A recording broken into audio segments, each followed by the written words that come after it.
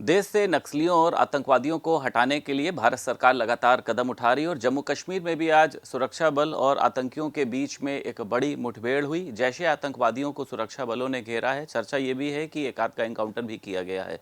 उत्तर प्रदेश सरकार में कैबिनेट मंत्री अनिल राजभर हमारे साथ मौजूद हैं।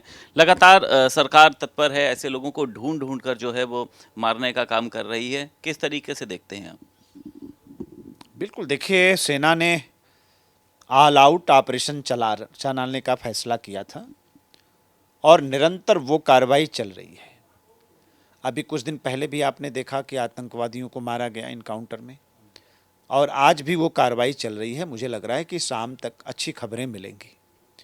बिल्कुल, जब तक एक एक भी आतंकवादी जिंदा है, ये माननीय प्रधानमंत्री जी ने पहले दिन स्पष्ट किया कि जब तक एक भी आतंकवादी जिंदा रहेगा तब तक ऑपरेशन सिंदूर चलता रहेगा।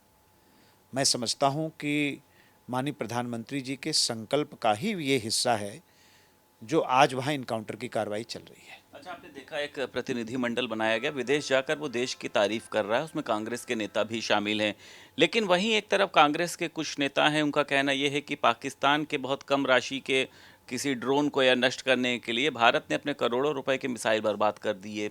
अब लड़ाई में भी ये सब देखा जाएगा। लड़ाई में आपने देखा कि तमाम तरीके की बातें सामने आई। कांग्रेस की तरफ से राहुल गांधी ने कहा उनके कितने ड्रोन गिराए गए, तमाम अन्य चीज़ें हैं।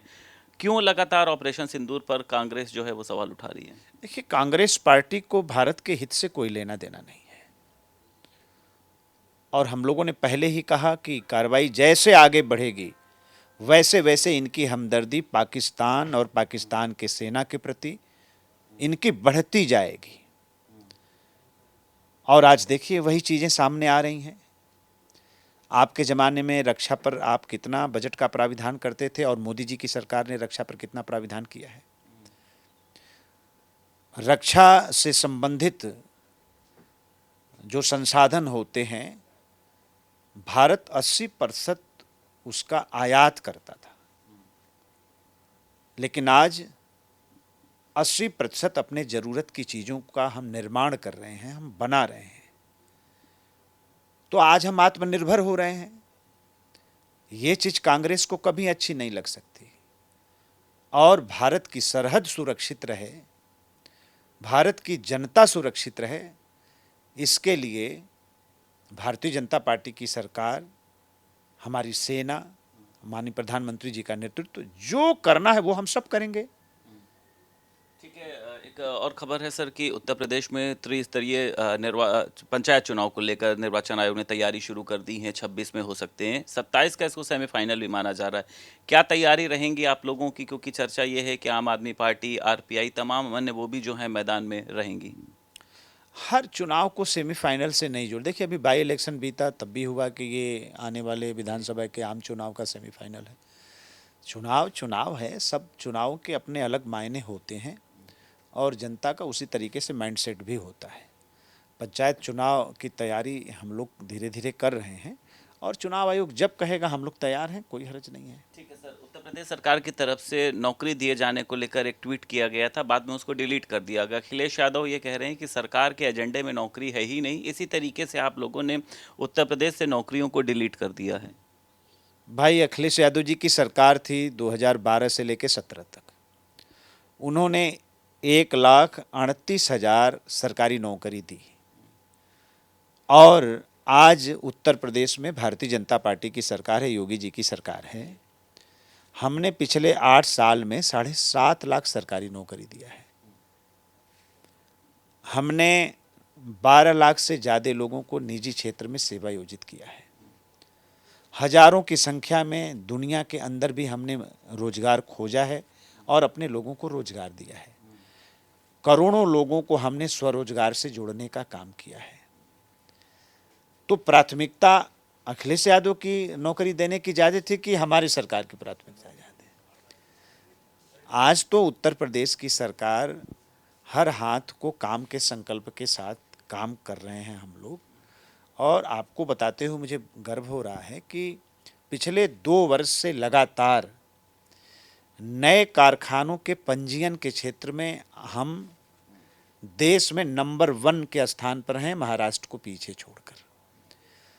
आज लगातार ग्लोबल इन्वेस्टर समिट के माध्यम से जो निवेश प्रस्ताव योगी सरकार को मिले थे, आज वो प्रस्ताव निरंतर जमीन पर उतर रहे हैं, नए रोजगारों का सृजन हो रहा है और नए लोगों को हम लोग रोजगार दे रहे हैं। तो रोजगार हमारी प्राथमिकता है। अब कोई नौकरी फ्लोर पर आई, कोई कारण रहा होगा, वो हम आगे फिर लेकर आएंगे। अखिलेश जी को परेशान होने की नहीं जरूरत है। ठीक है सर, इधर डोनाल्ड ट्रंप जिस तरीके से बयानबाजी कर रहे हैं, कभी कहते हैं कि भारत और पाकिस्तान का युद्ध उन्होंने रखवाया, कल भी उन्होंने इस तरीके की एक बात करी। देखा जा रहा है चाहे कनाडा के प्रधानमंत्री उनके यहाँ पहुंचे हों या फिर अगर बात करी जाए साउथ अफ्रीका के प्रधानमंत्री पहुंचे हों, उन लोगों को अपनी एक जान का खतरा भी सता रहा है वहाँ पर, जिस तरीके से उनको घसीटा जा रहा है, घेरा जा रहा है। आप डोनाल्ड ट्रंप के इन बयानों को किस तरीके से देखते हैं, वो चाहे भारत पाकिस्तान के ऊपर मध्यस्थता को लेकर हो या फिर इन मुद्दों को लेकर हो? मैं समझता हूँ कि आज देखिए, कभी ट्रंप साहब कहते हैं कि हमने सीज फायर करा दिया और फिर अपने बात से पलट जाते हैं, दोबारा फिर इसी बात को कहते हैं। तो पब्लिक इतना तो समझदार है ही कि आखिर ऐसे बयान देना, उस पे पलटना, तो इस मुद्दे की गहराई में कितनी सच्चाई है, आम आदमी भी इस बात को समझता है, हम लोग भी समझते हैं। लेकिन पहले दिन से माननीय प्रधानमंत्री जी ने यह स्पष्ट किया है, उनकी सरकार ने स्पष्ट किया है कि पाकिस्तान के गिड़गिड़ाने के बाद, पाकिस्तान के प्रार्थना और निवेदन के बाद सीज फायर की कार्रवाई हुई है। और ये भी स्पष्ट किया है माननीय प्रधानमंत्री जी की सरकार ने कि ऑपरेशन सिंदूर खत्म नहीं हुआ है, स्थगित हुआ है। अभी आज इनकाउंटर जम्मू कश्मीर में चल रहा है। तो और आज माननीय प्रधानमंत्री जी राजस्थान की धरती पर बॉर्डर क्षेत्र में हैं। तो बहुत ही सधे तरीके से माननीय प्रधानमंत्री जी और उनकी सरकार इस पूरे मामले को आगे बढ़ा रही है। हम सब लोग उसका अभिनंदन करते हैं। किसने क्या कहा, उस पर मुझे लगता है कि देश बहुत गंभीरता से इन सब बातों को नहीं लेता। एक आखिरी सवाल है सर, आज 3 बजे मुख्यमंत्री आवास पर सुनने में आ रहा है कि कैबिनेट मंत्रियों को बुलाया गया है रानी अहिल्याबाई होलकर की जन्म शताब्दी के अवसर पर। किस तरीके से कार्यक्रम आयोजित होंगे सर, क्या जिम्मेदारी रहेगी? अभी तो कल बनारस में मैं ये कार्यक्रम करके आया हूँ और राजमाता अहिल्याबाई होलकर का ये देश कितना कृतज्ञ है और उनकी जो स्मृतियाँ हैं वो कितनी समृद्ध हैं, मैं समझता हूँ कि आने वाली पीढ़ी को भी जानना चाहिए। उनके जो योगदान है सनातन के प्रति, उसको पूरा देश जाने, हमारा युवा जाने, इस बात का प्रयास हमारी पार्टी कर रही है। और आज माननीय मुख्यमंत्री जी ने भी हम लोगों को बुलाया है। तो एक अच्छा कार्यक्रम है, बहुत अच्छा कार्यक्रम है। आगे पार्टी जैसा आदेश निर्देश करेगी, माननीय मुख्यमंत्री जी का जो आदेश निर्देश होगा, उधर हम लोग आगे बढ़ेंगे। बहुत शुक्रिया बात करने के लिए। उत्तर प्रदेश सरकार में कैबिनेट मंत्री अनिल राजभर हमारे साथ मौजूद थे। लखनऊ से वीडियो जर्नलिस्ट रोहित के साथ संदीप खेर, भारत समाचार।